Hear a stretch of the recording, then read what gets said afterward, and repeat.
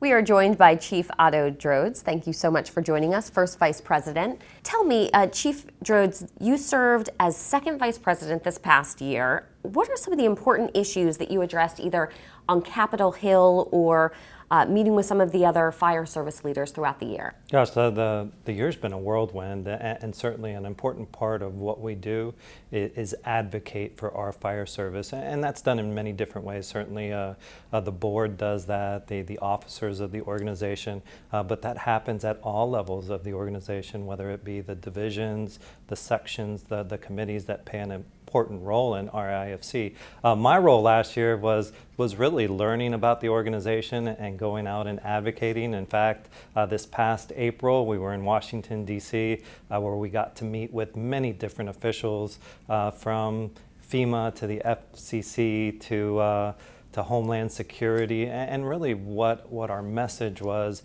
advocating for the fire service in the form of legislation that would make it easier for our members to carry out their work within each community. And that really went from everything from our en masse system, which has been used in many of the hurricanes lately. In fact, I was able to deploy crews to Hurricane Harvey in Houston, to where en masse, that was almost at its inception, and it got used by a lot of the USAR teams there. And then in subsequent hurricanes, and Hurricane Irma that struck the Florida Keys very severely, as well as this past year with Hurricane Michael. So we're advocating that be a national model, which we believe it will be. And so we've gotten some good feedback from FEMA, as well as meeting with the Acting Secretary of Homeland Security, and really talking about some of the things that are so relevant to the fire service of today. If we look at the landscape of our nation, what we're finding is wildfires are becoming more severe. Hurricanes are impacting more people.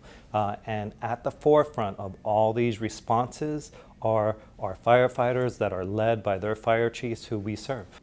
Continuing along the Homeland Security talk, you are an expert on active shootings. In light of recent events over the weekend, what are some of the resources that the IAFC can tap into to help with this situation that now seems to be almost routine?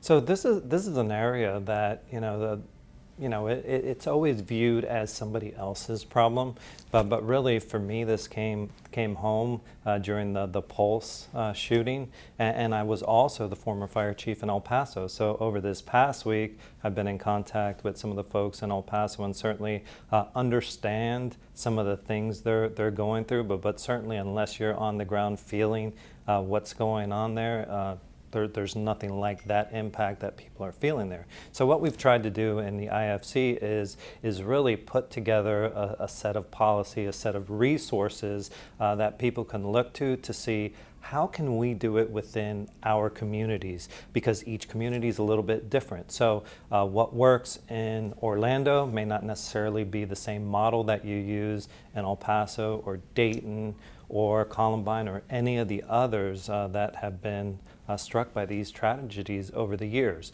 So when it comes to equipment, deployment, coordination with law enforcement, these are things that we're acutely focusing on to give our members the tools so that when it happens within their community, and we hope that it never happens again, they're prepared to respond to the greatest extent possible. Chief Drozd, thank you so much for joining us today. Great information. My pleasure.